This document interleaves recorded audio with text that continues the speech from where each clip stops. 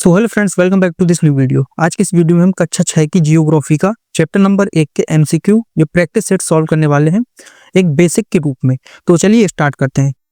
Class 6 की chapter number 1 में chapter का नाम है सौर मंडल में पृथ्वी, यानी कि the earth in the solar system. इसमें हम लगभग 20 प्लस क्वेश्चंस को सॉल्व करने का ट्राई करेंगे। एक चीज की गारंटी है, अगर आप सभी क्वेश्चंस को हल कर लेते हैं तो डेफिनेटली आपके बेसिक्स काफी स्ट्रांग हैं, क्योंकि ये पूरा प्रैक्टिस सेट बेसिक्स से रिलेटेड ही होने वाला है। तो चलिए स्टार्ट करते हैं। सबसे पहला क्वेश्चन, खगोलीय पिंडों सिलेशियल बॉडीज के संदर्भ में निम्नलिखित कथनों पर विचार कीजिए। तारे, यानी कि हमारे स्टेटमेंट टाइप के क्वेश्चंस हैं। ये पहला स्टेटमेंट, दूसरा स्टेटमेंट और तीसरा स्टेटमेंट। तारे स्टार्स गैसों के बने होते हैं और उनका अपना प्रकाश व ऊष्मा होती है। दूसरा स्टेटमेंट है ग्रह, जिनको हम प्लैनेट्स कहते हैं, तारों की सहायता से चमकते हैं और उनका अपना प्रकाश व ऊष्मा नहीं होती है। चंद्रमा, तीसरा स्टेटमेंट, चंद्रमा एक तारा है क्योंकि यह रात में चमकता है। तो इसमें से आपको बताना है कि कौन से स्टेटमेंट बिल्कुल सही है। सबसे पहली बात, क्या चंद्रमा के पास अपना स्वयं का प्रकाश होता है क्योंकि यह रात में चमकता है? तीसरे स्टेटमेंट में यहाँ पर लिखा गया है, हम जानते हैं जितने भी तारे हैं, तारों में खुद का प्रकाश प्लस ऊष्मा होती है। तो चंद्रमा को अगर हम एक तारा माने, जो कि स्टेटमेंट में कहा गया, तो क्या इसमें खुद की ऊष्मा है, खुद का प्रकाश है? तो आंसर है नहीं, ये सूर्य की ऊष्मा और प्रकाश से चमकता है। तो तीसरा स्टेटमेंट हमारा गलत हो जाएगा। तो अगर हम तीसरे को इस ऑप्शंस के अकॉर्डिंग हटाएं तो हमारे सी और डी ऑप्शन हट गए, बचा पहला और दूसरा। तो अभी हमने देखा तारे ऊष्मा होती है तारों में और खुद का प्रकाश भी होता है, खुद का प्रकाश होता है। तो पहला स्टेटमेंट हमारा सही होगा। और ग्रह जो है तारों की सहायता से चमकते हैं, बिल्कुल सही, क्योंकि ग्रहों में खुद का प्रकाश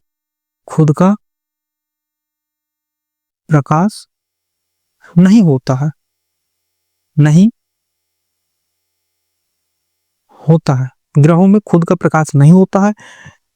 वो चट्टानों और पत्थरों से मिलकर बने होते हैं, तो इसलिए उनमें प्रकाश नहीं है। और जो हमारे तारे होते हैं वो गैसों और ऊष्मा से मिलकर बने होते हैं। गैसों से बनते हैं, ऊष्मा उनसे निकलती है, हीट निकलती है, प्रकाश निकलता है। तो स्टेटमेंट हमारे पहले और दूसरा दोनों सही होगा, तीसरा गलत होगा। तो तीसरा हमारे ये हट गया, पहला और दूसरा, ऑप्शन नंबर 20 का राइट आंसर होगा।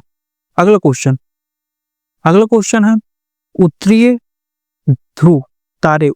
ध्रुव तारे के संदर्भ में निम्नलिखित कथनों पर विचार कीजिए। उत्तरी ध्रुव तारे के संदर्भ में निम्नलिखित कथनों पर विचार कीजिए। यह भी स्टेटमेंट टाइप का ही है। 3 स्टेटमेंट, यह सदैव एक ही स्थान पर स्थिर रहता है जिससे दिशा ज्ञात करने में सहायता मिलती है। क्या यह सही है? अगला स्टेटमेंट है, यह ध्रुव तारा सप्तऋषि अर्सा मेजर नक्षत्र मंडल के ठीक सामने स्थित होता है। तीसरा स्टेटमेंट है, यह पृथ्वी के अक्ष की दिशा में स्थित होता है। तो आप जानते हैं ये हमेशा उत्तर दिशा में होगा। अब उत्तर दिशा में है तो हम कह सकते हैं इससे दिशा को ज्ञात करने में सहायता मिलती है। तो पहला स्टेटमेंट सही होगा, क्योंकि इसकी मदद से हम दिशा का पता लगाते हैं। उत्तर दिशा में यह है तो उत्तर, दक्षिण और पूर्व पश्चिम, इसकी मदद से हम आइडेंटिफाई कर सकते हैं। पहला स्टेटमेंट सही है। दूसरा, यह ध्रुव तारा सप्तऋषि नक्षत्र मंडल के ठीक सामने स्थित होता है। इससे पहले अगर तीसरा देखें तो यह पृथ्वी के अक्ष की दिशा में स्थित होता है। तो स्टेटमेंट बिल्कुल सही है, यानी कि इसकी जो दिशा है वो पृथ्वी के अक्ष की दिशा में ही होती है। तो पहला सही, दूसरा सही, तीसरा स्टेटमेंट सही है। अब अगर दूसरा देखें तो नक्षत्र मंडल के ठीक सामने नहीं बल्कि लंबवत स्थित होता है। तो सामने नहीं, लंबवत होगा, तो दूसरा स्टेटमेंट गलत, दूसरा गलत, और ये भी। तो पहला और तीसरा, ऑप्शन सी इसका राइट आंसर होगा।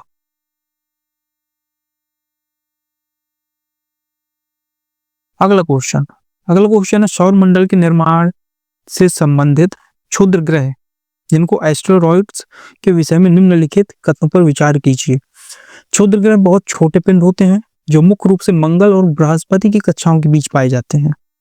माना जाता है कि क्षुद्र ग्रह उन ग्रहों के भाग हैं जो बहुत पहले विस्फोट के कारण टूट गए थे। उल्का पिंडों के विपरीत क्षुद्र ग्रह सूर्य के चारों ओर चक्कर नहीं लगाते हैं। क्या ये स्टेटमेंट सही है? इन तीनों में से कौन से स्टेटमेंट सही है, आपको ये बताना है। तो आप ये बताइए, ये हमारे जो स्टेटमेंट है, पहला स्टेटमेंट हम देखते हैं, छोटे पिंड होते हैं, बिल्कुल सही है। मंगल और बृहस्पति बिल्कुल सही है कि बीच में पाए जाते हैं। दूसरा, क्षुद्र ग्रह उन ग्रहों के भाग हैं जो बहुत पहले विस्फोट के कारण टूट गए थे, ये स्टेटमेंट भी हमारा सही है। अब आप बताइए, जो सूर्य है हमारा, सूर्य के चारों ओर ये ग्रह परिक्रमा लगाते हैं जितने की, और उन्हीं में से बीच में हमारा एक ही क्षुद्र ग्रह की पट्टी मिलती है। जब ग्रह परिक्रमा लगाते हैं तो पट्टी भी परिक्रमा लगाती है सूर्य के। तो उल्का पिंडों के विपरीत क्षुद्र ग्रह सूर्य के चारों ओर चक्कर नहीं लगाती, यहाँ पर नहीं लिख दिया गया, स्टेटमेंट गलत हो गया, लगाते हैं। तो तीसरा हमारा गलत हो जाएगा। तो तीसरा स्टेटमेंट ये गलत और पहला और दूसरा दोनों सही होंगे। तो ऑप्शन ए इसका राइट आंसर होगा। अगला क्वेश्चन, निम्नलिखित में से किन विशेषताओं के कारण पृथ्वी को अद्भुत ग्रह यूनिक प्लेनेट कहा जाता है? पहला है जीवन के लिए अनुकूल तापमान सीमा, पानी की उपलब्धता है, हवा में ऑक्सीजन गैस की उपस्थिति होती है, और सूर्य से इसकी दूरी के अनुसार। यहाँ पर हमको 4 स्टेटमेंट दिए गए हैं। नीचे दिए गए कूट का प्रयोग कर सही उत्तर बताइए। तो इसका राइट आंसर होगा ऑप्शन नंबर सी, यानी कि 1, 2 और 3। जीवन के लिए अनुकूल तापमान बिल्कुल सही, पानी की उपलब्धता बिल्कुल सही है, हवा में ऑक्सीजन गैस की उपस्थिति ये भी बिल्कुल सही है, और सूर्य से इसकी दूरी, ऐसा कुछ खास नहीं है इसमें, क्योंकि 7 ये हमारा सूर्य के चारों ओर और भी बहुत से ग्रह चक्कर लगाते हैं। तो राइट आंसर होगा हमारा ऑप्शन सी। अगला क्वेश्चन 5वां, कथन और कारण। पृथ्वी को नीला ग्रह भी कहा जाता है। रीजन दिया गया है, पृथ्वी की सतह का लगभग 2/3 भाग पानी से ढका हुआ है। आपको क्या लगता है कौन सा स्टेटमेंट सही है? क्या ये कथन और रीजन बिल्कुल सही है? तो बिल्कुल, इन दोनों को हम सही कहेंगे। नीला ग्रह कहते हैं पृथ्वी को, और पानी अधिक होने की वजह से इसको कहा जाता है। तो होगा हमारा ए और आर, यानी कि अभिकथन और रीजन दोनों सही हैं, और आर यानी कि कारण अभिकथन की सही व्याख्या करता है। ऑप्शन ए हमारा सही होगा। अगला क्वेश्चन है 6वां, सौर मंडल के 8 ग्रहों में से निम्नलिखित में से कौन सा या से ग्रह इनर प्लैनेट की श्रेणी में आते हैं? इनर प्लैनेट हम कैसे कहेंगे? जो क्षुद्र ग्रह की पट्टी के अंदर माने जाते हैं। तो बृहस्पति, मंगल, शुक्र, शनि 1 और 4, 2 और 3, 1, 2, 3 और 1, 2, 3, 4। राइट आंसर होगा ऑप्शन नंबर बी, 2 और 3, यानी कि मंगल और शुक्र ये दोनों हम इनर या आंतरिक ग्रह होंगे। Right answer option number B. अगला क्वेश्चन, सौर मंडल में पृथ्वी, यानी कि जो हमारा चैप्टर है, इसके अनुसार ग्रहों का उनके आकार या व्यास के आधार पर, यानी कि सबसे पहले बड़ा ग्रह, उससे छोटा है, छोटा, यानी कि सबसे पहले उनका जो साइज है उसके अकॉर्डिंग सबसे बड़े से सबसे छोटे क्रम में सही अनुक्रम क्या होगा? राइट आंसर होगा ऑप्शन नंबर सी, बृहस्पति, शनि, यूरेनस और नेपच्यून।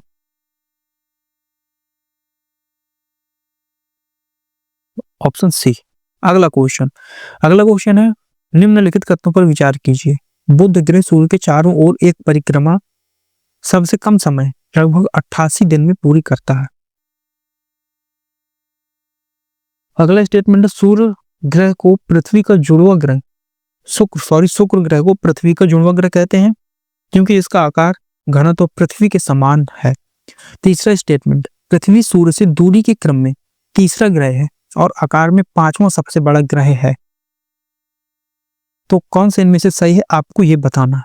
सबसे पहले, बुध ग्रह सूर्य के चारों ओर एक परिक्रमा सबसे कम समय में लगभग 88 दिन में पूरा करता है। बिल्कुल सही बात है। तो पहला स्टेटमेंट हमारा सही होगा, जो कि सूर्य के चारों ओर परिक्रमा करने से रिलेटेड है, बुध ग्रह की। अगला स्टेटमेंट है, शुक्र ग्रह को पृथ्वी का जुड़वा ग्रह ट्विन प्लैनेट भी कहा जाता है। आकार पृथ्वी के आकार के घनत्व और द्रव्यमान के बराबर है लगभग। ये भी स्टेटमेंट हमारा सही है।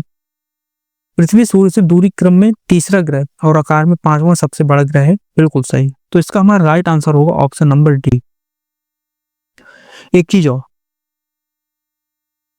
अगर आपने रिवीजन नहीं किया तो सबसे पहले इसको रिवाइज करिए, क्योंकि सॉल्व करने से पहले रिवीजन बहुत ज्यादा जरूरी है।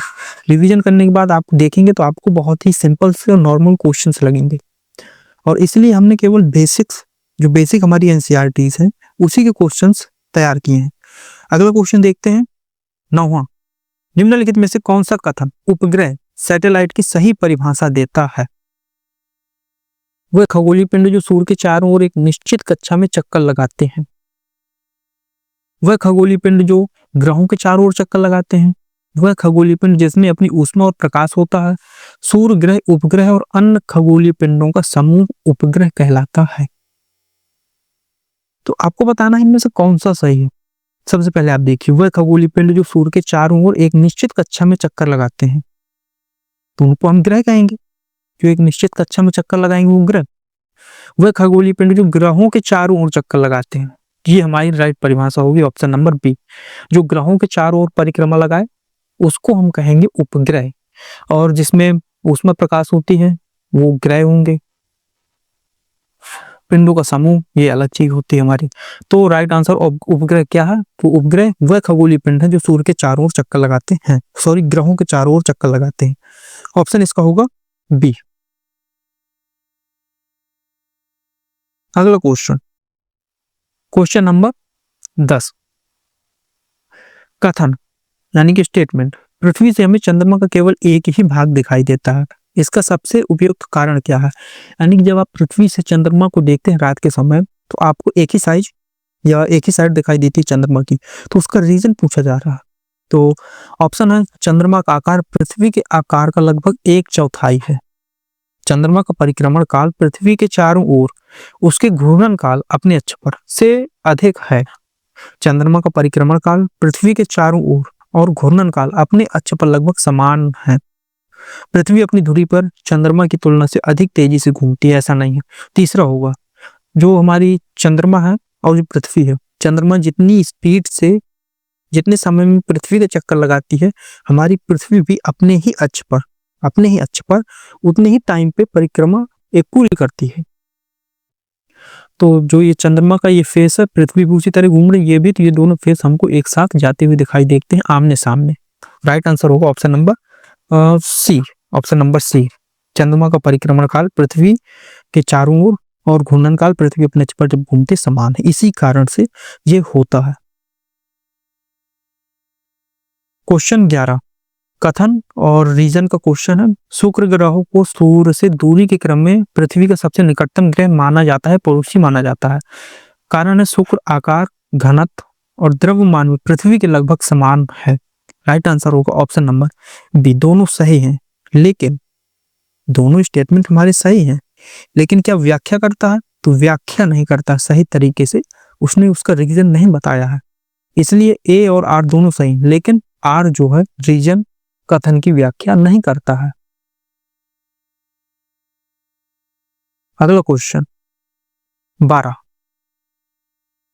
ब्रह्मांड यूनिवर्स की संरचना में सबसे छोटे से सबसे बड़े तक सही पदानुक्रम क्या है? यानी कि सबसे पहले हमको सबसे बड़ा ग्रह बताना, फिर उससे छोटा, फिर उससे छोटा और फिर उससे छोटा। तो यहाँ पर राइट आंसर आपको दिख गया, सही उत्तर होगा बीज ग्रह, सौर मंडल, आकाश गंगा, ब्रह्मांड। यानी कि सबसे छोटे से सबसे बड़ा, सरल। यानी कि जो हमारा सौर मंडल है उसमें सबसे छोटा क्या है? आप देखेंगे ग्रह, ग्रह के बाद सौर मंडल, ग्रहों से मिलकर सौर मंडल बना, बहुत से सौर मंडलों से मिलकर आकाश गंगाएं बनी, और आकाश गंगाओं से मिलकर के बना हमारा ब्रह्मांड। तो ये हमारा होगा ऑप्शन बी राइट, ग्रह, सौर मंडल, आकाश गंगा, ब्रह्मांड। 13वां क्वेश्चन, आंतरिक चट्टानी, आंतरिक ग्रह और बाह्य ग्रह के बीच मुख्य अंतर क्या है? आंतरिक ग्रह बड़े और ठंडे होते हैं, जबकि बाह्य ग्रह छोटे और गर्म होते हैं। आंतरिक ग्रह सूर्य से बहुत दूर हैं, जबकि बाह्य ग्रह सूर्य के बहुत करीब हैं। आंतरिक ग्रह चट्टानों से बने हैं, जबकि बाह्य ग्रह गैस और तरल पदार्थों से बने होते हैं। आंतरिक ग्रहों की परिक्रमा की अवधि बाह्य ग्रहों से अधिक होती है। राइट आंसर आपको दिखाई दे रहा है, ऑप्शन नंबर सी इसका राइट आंसर है। आंतरिक ग्रह चट्टानों से बने हैं, जबकि बाह्य ग्रह गैस और तरल पदार्थों से बने। बाह्य ग्रह उनको कहेंगे जो हमारी क्षुद्र ग्रह की पट्टी थी, उससे जो अंदर के ग्रह हैं सूर्य की ओर, वो हमारे आंतरिक ग्रह, और जो बाहर की ओर ग्रह होंगे वो हमारे बाह्य ग्रह कहलाएंगे, या बाहरी ग्रह हम कहेंगे उनको। आंतरिक ग्रह में हमारे शामिल है बुध, शुक्र, पृथ्वी, मंगल, चट्टानों से बने होते हैं। और बाह्य ग्रह में बृहस्पति, शनि, यूरेनस, नेपच्यून, जो कि गैसों और तरल पदार्थों से बने हैं। तो इसका राइट आंसर होगा ऑप्शन नंबर सी। और एक चीज और, ये डिसाइड किससे होता है कि ग्रह कौन से बाहरी है कौन से, जो हमारी क्षुद्र ग्रह की पट्टी है उसके अंदर के ग्रह हमारे होंगे आंतरिक ग्रह, और बाहर के ग्रह हमारे होंगे बाहरी या बाह्य ग्रह।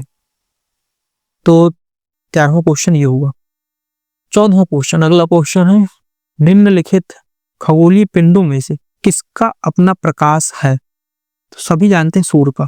सूर्य एक तारा है और ये बाकी सभी ग्रह हैं, पृथ्वी ग्रह, मंगल ग्रह, सूर्य, तारा, और जो चंद्रमा है, चंद्रमा एक पृथ्वी का उपग्रह है। तो ना ही उपग्रह का अपना प्रकाश होता, ना ही ग्रहों के पास अपना प्रकाश होता है, तारों के पास ही केवल अपना प्रकाश होता है, प्लस ये गैसों के समूह होते हैं और ऊष्मा भी होती है इनके पास। तो राइट आंसर होगा ऑप्शन नंबर सी, 14 का सी। अगला क्वेश्चन 15वां, निम्नलिखित कथनों में से कौन सा कथन ग्रह की सटीक परिभाषा देता है? वे खगोलीय पिंड जो किसी भी तारे के चारों ओर चक्कर लगाते हैं। वे खगोलीय पिंड जिनकी ऊष्मा और प्रकाश होते हैं। वे खगोलीय पिंड जो सूर्य के चारों ओर एक निश्चित कक्षा में चक्कर लगाते हैं। वे खगोलीय पिंड जो ग्रहों के चारों ओर चक्कर लगाते हैं। हमको ग्रह की परिभाषा बतानी है, तो आप बताइए कि ग्रह की परिभाषा क्या होगी? वे खगोलीय पिंड जो सूर्य के चारों ओर एक निश्चित कक्षा में चक्कर लगाते हैं, ग्रह कहलाते हैं, ऑप्शन सी। अगला क्वेश्चन होगा, निम्नलिखित में से कौन सा क्षुद्र ग्रह पट्टी एस्ट्रॉइड बेल्ट के बाहर स्थित है? यानी कि इनमें से कौन सा बाह्य ग्रह है? मंगल, पृथ्वी, शनि, शुक्र। तो राइट आंसर होगा ऑप्शन नंबर सी, शनि, यूरेनस, नेपच्यून, ये हमारे बाह्य ग्रह कहलाएंगे। 17वां, अगला क्वेश्चन है, आकाशगंगा गैलेक्सी के संबंध में निम्नलिखित कथनों पर विचार कीजिए। यह लाखों तारों, गैसों और धूल के बादलों का एक विशाल समूह होता है। हमारा सौर मंडल इस आकाशगंगा का एक भाग है। लाखों आकाशगंगाएं मिलकर ब्रह्मांड का निर्माण करती हैं। तो लाखों तारों गैसों और धूल के बादलों का एक विशाल समूह है आकाशगंगा की बात हम यहाँ पर कर रहे हैं। हमारा सौर मंडल एक आकाशगंगा का भाग, बिल्कुल सही है। लाखों आकाशगंगाएं मिलकर ब्रह्मांड का निर्माण करती हैं। अभी हमने देखा था ग्रह से मिलकर बना सौर मंडल से मिलकर बनी आकाशगंगाएं और आकाशगंगाओं से मिलकर बना हमारा ब्रह्मांड। ये हमारा पैटर्न है। तो आकाशगंगाएं मिलकर ब्रह्मांड बनाएंगी। तीसरा स्टेटमेंट बिल्कुल सही होगा। 1 2 3, तो पहला और दूसरा ए और बी हमारे हट जाएंगे और दो सी और डी में से एक होगा हमारा। तो राइट आंसर होगा ऑप्शन नंबर डी। 1 2 और 3 तीनों हमारे सही होंगे। अगला क्वेश्चन होगा, निम्नलिखित में से कौन सा कथन नक्षत्र मंडल को सर्वोत्तम रूप से परिभाषित करता है? वे खगोलीय पिंड जो ग्रहों के चारों ओर चक्कर लगाते हैं। वे खगोलीय पिंड जिनमें अपनी ऊष्मा और प्रकाश होता है। विभिन्न तारों के समूह द्वारा बनाई गई विशिष्ट आकृतियां। वे खगोलीय पिंड जो सूर्य के प्रकाश को परावर्तित करते हैं। नक्षत्र मंडल किसे कहते हैं? परिभाषा आपको बतानी है। तो 18 का हमारा होगा, विभिन्न तारों के समूह द्वारा बनाई गई विशिष्ट आकृतियां नक्षत्र मंडल कहलाती हैं। 19वां क्वेश्चन, मानव निर्मित उपग्रह मैन मेड सैटेलाइट्स के उपयोगों के संबंध में निम्नलिखित कथनों पर विचार कीजिए। जो हमारे मैन मेड सैटेलाइट्स होते हैं उनको उपयोग कैसे किया जाता है? क्या किया जाता है? कहाँ ये संचार कम्युनिकेशन के लिए उपयोग किए जाते हैं। ये ब्रह्मांड के बारे में जानकारी एकत्र करने के लिए उपयोग किए जाते हैं और इनका उपयोग मौसम की निगरानी के लिए भी किया जाता है। राइट आंसर होगा ऑप्शन नंबर डी। तीनों ही चीजें हम सैटेलाइट से करते हैं। जो आप सुनते हैं कि फलाने देश ने आपने सुना होगा कि इस देश ने या इस एजेंसी ने अंतरिक्ष में सैटेलाइट भेजा, इस मिशन के लिए वही चीजें हम यहाँ पर देखते हैं, उन्हीं को मानव निर्मित उपग्रह कहते हैं। अगला क्वेश्चन होगा, निम्नलिखित इस कथनों पर विचार कीजिए। सूर्य सौर मंडल का केंद्र और अत्यंत गर्म गैसों से बना है। तो आपको सौर मंडल का केंद्र सूर्य, बिल्कुल सही बात है। गैसों से बना है, बिल्कुल सही है। तो पहला स्टेटमेंट हमारा सही होगा। पहला सही होगा तो हम इस बी को और सी को, इन दोनों को कट कर देंगे। तब हमारी बात आई एलिमिनेशन मेथड को हम अपना रहे हैं इस क्वेश्चन में। अब हमको बताना है ए और डी में से कौन सा सही है। तो सूर्य सौर मंडल के लिए ऊष्मा और प्रकाश का अंतिम स्रोत है। आप बताइए, बिल्कुल सही है, बिल्कुल सही। तो दूसरा स्टेटमेंट भी हमारा सही होगा। दूसरा दोनों में दिया है, और सूर्य पृथ्वी से लगभग 150 मिलियन किलोमीटर दूर है, यानी कि 15 करोड़ किलोमीटर लगभग, बिल्कुल सही बात है। Right answer option number D, B इसका डी हमारा सही होगा। अगला क्वेश्चन, सौर मंडल में पृथ्वी अध्याय के अनुसार, यानी कि जो हमारे चैप्टर है जिसके हम प्रैक्टिस सेट सॉल्व कर रहे हैं, चंद्रमा से संबंधित सही कथनों को पहचानिए। चंद्रमा पृथ्वी का सबसे निकटतम खगोलीय पिंड है। चंद्रमा पृथ्वी के चारों ओर चक्कर लगाने में लगभग 27 दिन लेता है, क्योंकि पृथ्वी के ही दिनों के लगभग बराबर है जो घूर्णन में। क्या ऐसा है? चंद्रमा पृथ्वी से 3,84,000 किलोमीटर दूर है। तो आपको क्या लगता है इनमें से कितने कथन सही हैं? इस क्वेश्चन का आपको आंसर कमेंट करना है। 23वां क्वेश्चन, क्षुद्र ग्रह और उल्का पिंड के बीच प्रमुख अंतर क्या है? क्षुद्र ग्रह ग्रहों के टुकड़े हैं, जबकि उल्का पिंड सूर्य के चारों ओर चक्कर लगाने वाले छोटे पत्थर होते हैं। क्षुद्र ग्रह केवल मंगल और बृहस्पति की कक्षाओं के बीच पाए जाते हैं, जबकि उल्का पिंड सौर मंडल में कहीं भी पाए जा सकते हैं। क्षुद्र ग्रह उल्का पिंडों की तुलना में आकार में छोटे होते हैं। 3 स्टेटमेंट अंतर आपको बताना है। तो इसका राइट आंसर अगर हम देखें तो होगा, क्षुद्र ग्रह जो होते हैं वो छोटे टुकड़े हैं ग्रहों के ही। क्षुद्र ग्रह की बेल्ट जो आप देखते हैं वो ग्रहों के टुकड़ों से ही बनी है। हमने ऊपर के क्वेश्चंस में देखा था, विस्फोट के समय ग्रहों के ही टुकड़े थे, जबकि उल्का पिंड सूर्य के चारों ओर चक्कर लगाने वाले छोटे पत्थर हैं। बिल्कुल सही, पहला ही स्टेटमेंट हमारा सही होगा। बीच प्रमुख अंतरों के संबंध में पहला सही होगा। अब हम देखते हैं दूसरा स्टेटमेंट, क्षुद्र ग्रह केवल मंगल और बृहस्पति की कक्षाओं के बीच पाए जाते हैं, जबकि उल्का पिंड सौर मंडल में कहीं भी पाए जा सकते हैं। बिल्कुल सही बात है। क्षुद्र ग्रह की एक पट्टी बिल्कुल निश्चित है, लेकिन उल्का पिंड की पट्टी या कोई जगह निश्चित नहीं है, वो कहीं से भी आ सकते हैं। और ऐसे ही उल्का पिंड टकराने की वजह से कहा जाता है कि पृथ्वी पर डायनासोर्स की जो प्रजाति है वो खत्म हो गई थी। तो राइट आंसर होगा ऑप्शन नंबर, सॉरी, जो स्टेटमेंट पहला वो सही है, दूसरा सही है। क्षुद्र ग्रह उल्का पिंडों की तुलना में आकार में बहुत छोटे होते हैं। ऐसा कोई निश्चित नहीं है, निश्चित नहीं है ये चीज। तो राइट आंसर हो जाएगा हमारा स्टेटमेंट तीसरा गलत, तीसरा गलत, तीसरा गलत, पहला और दूसरा दोनों सही है, ऑप्शन ए। अगला और लास्ट क्वेश्चन, तत्वों में से सबसे कम वैज्ञानिक रूप से सटीक है, यानी एनसीईआरटी की परिभाषा के अनुसार सूर्य पृथ्वी से लगभग 15 करोड़ किलोमीटर की दूरी पर है। टिमटिमाने वाले पिंडों में से कुछ ग्रह हो सकते हैं जिनमें अपनी ऊष्मा नहीं है। सबसे सटीक यानी कि सबसे कम सटीक जो हो वो बताना है आपको। पृथ्वी अपनी धुरी पर घूमती जिसका आकार भूभाग जैसा है। खगोलीय पिंड, तारे, ग्रह और उपग्रह सभी को खगोलीय पिंड कहा जाता है। तो ये 4 ऑप्शन है आपके पास, ये क्वेश्चन है। आपने अगर रिवीजन किया है तो डेफिनेटली आपको इसका आंसर आएगा।